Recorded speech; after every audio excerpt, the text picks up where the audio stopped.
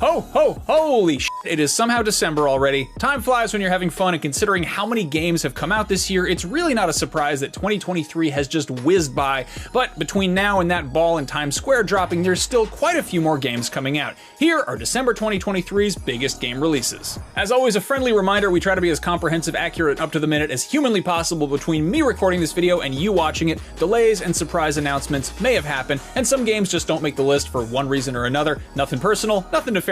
It happens. We also occasionally make mistakes. Last month, we mistakenly said that Persona 5 Tactica was only on Switch when it is in fact on basically everything. I also said that Thirsty Suitors was rooted in Southeast Asian culture when it's just South Asian, namely Sri Lankan. What we screw up next month, you gotta tune in next episode to find out, but first, let's talk about some video games that are coming out in December. On the first, Switch owners can deck the halls with batarangs and grapnels in the Batman Arkham Trilogy, which collects Rocksteady's beloved Arkham Asylum, Arkham City, and Arkham Knight. You can also have a slime of a time in Dragon Quest Monsters: The Dark Prince. Steamworld Build hit Switch and every other platform that day as well, and after dabbling in tower defense, Metroidvania platforming, real-time strategy, deck building, and so on, this latest entry adds city building and management to Steamworld's resume. Death Stranding is theoretically coming to a range of Apple devices in December, but Apple is historically annoyingly secretive when it comes to announcing release dates more than a few days in advance. Right now, only the Mac OS version has one, which is December 2nd. Bear in mind, that's only if you have a Mac desktop or laptop with an M1 chip or newer.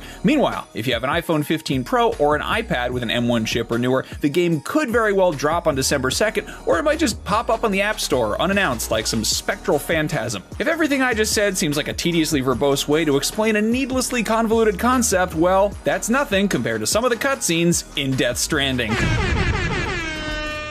On December 5th, after well over a year in early access, the Animal Crossing-like Disney Dreamlight Valley will be getting a full official release on everything, which is dropping alongside the first major expansion, A Rift in Time. There was talk of this game going free-to-play, but it is instead going to adopt the good old-fashioned buy the thing and then it is yours to own approach, unless of course you're an Apple's Arcade subscriber, in which case it is yours at no additional cost. Also coming to Apple Arcade that day is Sonic Dream Team, and it's exclusive to the service for the immediate future, and understandably, some folks are less than thrilled about that, so here's hoping it either comes to other platforms, or it totally sucks, so nobody feels like they're missing out. Unless, of course, you're an Apple Arcade subscriber and a Sonic fan, in which case, hopefully, the game is great. Still on the 5th, Skater XL comes to the most skateboard-shaped console currently on the market, the Nintendo Switch, and don't worry, it is a standalone story, so you won't be confused if you didn't play the first 3 games, Skater Small, Skater Medium, and Skater Large. That's a stupid joke, but I like it. On December 5th, The Lord of the Rings Return to Moria hits PS5 after an unfortunate last-minute delay days before it hit PC back in October.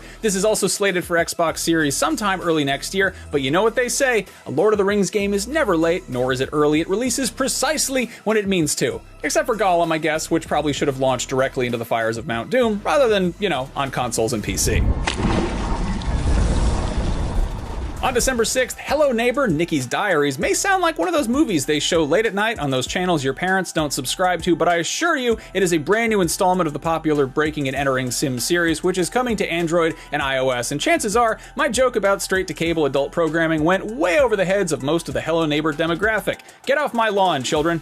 Yo, listen up, here's a story about a little guy who lives in a blue world, and all day and all night, and everything he sees is just blue, like him. And that little guy's name was Jake Sully in the hit film James Cameron's Avatar, and you can blue yourself in Avatar: Frontiers of Pandora on December 7th. This game looks to take the somewhat familiar, maybe played out open-world action formula of Ubisoft's Far Cry games and inject it with all of the fabulous flora and fauna and militaristic colonizers and mech suits from Avatar, and it's probably going to add a few new bells and whistles too, I imagine. And really, that sounds like a pretty good consolation prize for anybody who's bummed that they have to wait a whole year to sit down again in a theater, put on some stupid glasses, and go ooh and ah as those big blue cats save the trees or the whales or whatever they're doing in the next movie. That's on the Xbox Series, the PS5, and the PC.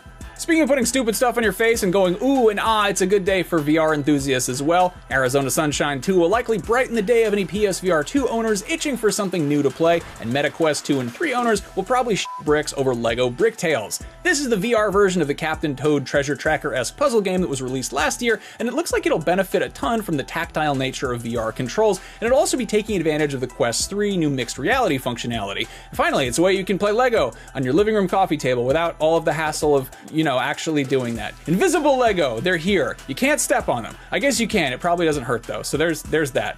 Finally, Lego bricks that you can't step on because they're not real. Still on the 7th, the hit scary horror mobile game series Evil Nun comes to all the consoles, and Evil Nun: The Broken Mask. It's an overhauled version of the first installment that looks to incorporate some new features, scare some new players, and maybe give them a slap on the wrist with a ruler or a sledgehammer if they're acting up. Meanwhile, Warhammer 40k Rogue Trader is yet another game set in that grimdark universe with expensive minifigures, but this time around it's exploring a corner of that universe through the lens of an old-school isometric RPG, and it looks to be in pretty good hands as it's developed by Owlcat Games, the studio behind the Pathfinder series. That's on PC and the newer consoles. Still on the 7th, the Outer Wilds Archaeologist Edition comes to Switch, DLC included, and this is that 2019 sleeper hit about space exploration with an offbeat sense of humor, not to be confused with the Outer Worlds, which is also a 2019 sleeper hit about space exploration with an offbeat sense of humor. This is the one where your rocket ship is made of wood and there's a time loop, and you have to investigate deep space banjo music, I think. A few things happened between 2019 and now, so pardon me if I fudged any of the details. Anyway,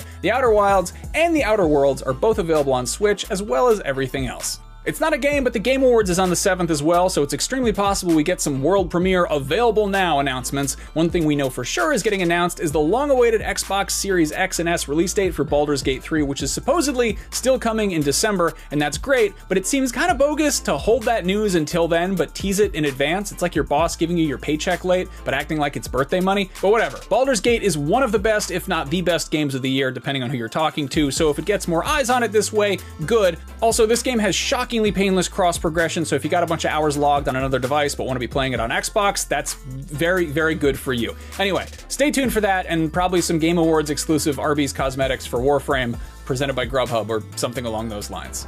On the 13th, as much as I wish it was about dolphins, House Flipper 2 is a game about the thrilling world of a home renovation and real estate, namely buying property, doing renovations, and then turning a profit. But really, given the current housing market, this might as well be a fantasy RPG set in the same universe as MMOs like Redfin and Zillow. Anyway, you can roleplay min-maxing shiplap and backsplashes on PC with PS5 and Xbox Series versions in the works. Remember Bulletstorm? Well, it's back in VR form. That's right, Epic Games and People Can Fly's kooky, over-the-top 2011 FPS has been retooled for the PlayStation VR 2, the newer Quest models, and the PC, and it's out December 14th. Also on the 14th, Granblue Fantasy vs. Rising is a sequel to Arc System Works' 2023 2.5D fighter set in the universe of Cygames' JRPG series, and finally, Pokemon Scarlet and Violet gets yet another expansion with the Hidden Treasure of Area Zero Part 2 on the Nintendo Switch. And last on our list of games that actually have release dates, on the 20th, Resident Evil 4 Remake is coming to iPhone 15 Pro and iPads and Macs with an M1 chip or newer, and I'm extremely curious to see if we keep getting console quality games like this and Death Stranding on iOS, or if the console quality price tag will be a barrier to entry to people who are used to a more casual price for games on their phone. A handful of games are supposedly coming out this month, and some of them seem like they will, while others seem like maybe they're being optimistic or just don't want to admit they're running a little bit late. Five Nights at Freddy's Help Wanted 2 is supposedly hitting PSVR 2 before the year is over, and that still might happen. It is a massively popular series that thrives on jump scares, so why not jump scare everybody with a surprise launch? Also, Sony announces PSVR games with all the enthusiasm and advance warning of somebody calling in sick to work, so who knows? Warhammer 40k Space Marine 2 is a hugely anticipated sequel from a massive intellectual property, but I feel like it still needs a little more runway to properly build up hype. It's made appearances at the Game Awards the last 2 years, so maybe Captain Titus's new voice actor will dramatically appear on stage to announce that it's coming out in April or something like that. I'm just guessing. If I got it right, it was a guess, but I still want points for that because it's good guessing. And finally, Cookie Cutter is a hand-drawn Metroidvania brawler that we recently previewed, and it looks pretty cool. Will it actually come out this year? It might, but it's not like anybody's short on other stuff to play this year, so hopefully the developers don't kill themselves. Try to get it out before the holidays because there's a lot of competition. If you would like a full, comprehensive, and regularly updated list of games coming out, here is a handy-dandy QR code that'll take you right to one on IGN Playlist. I plugged this last month, but this is like IGN's video game version of Letterboxd or Goodreads, and it's a way to keep track of the games that you've played, are playing, or want to play someday. You can also hit up IGN.com/playlist if you think QR codes belong in sports bars. Or you can just not check it out at all, but I figured I'd call it out in case anyone was interested. Well, gang, I think we did it. If you enjoyed this video, we've been doing one like it for every month for almost 5 years, so if none of these games are grabbing you, maybe some of the hundreds of other ones we've talked about in other videos will. And, you know, basically the video is to tell you that they're out, but if the video's out, and the month has passed, those games are probably out. Real talk for a second, I have a ton of fun making this series, but it wouldn't get to the finish line without the help and extremely hard work of Amanda and Mark Medina, Chris Del Padre, Logan Plant, and whoever is cutting this month's episode while Chris is away for Thanksgiving. Amanda hasn't assigned an editor yet, but I'm sure you're working very hard. And of course, everybody watching at home, thank you so much for watching these videos, especially everybody who came back every month to watch more videos that we worked hard on, especially everybody who took the time to leave a nice comment. We read all of the comments, and when people say nice things, it makes us really happy. It's a genuinely good positive reinforcement, and I sincerely appreciate it, so thank you for all of that. As always, what new games are you playing this month? What games from earlier this year are you still glued to? Let us know in the comments below, and if we forgot something or screwed up, we'll try to do better next year. Until then, I hope everybody has a safe, happy, healthy, and fun December, including, but not limited to, whatever holiday celebrations you decide to observe. I would say I'll see you next year, but I think we're doing a video about 2024's biggest game releases, which a lot of them we probably don't even know about yet, but keep an eye out for that video. And on that note, Happy New Year, everybody, or whatever. I'll see you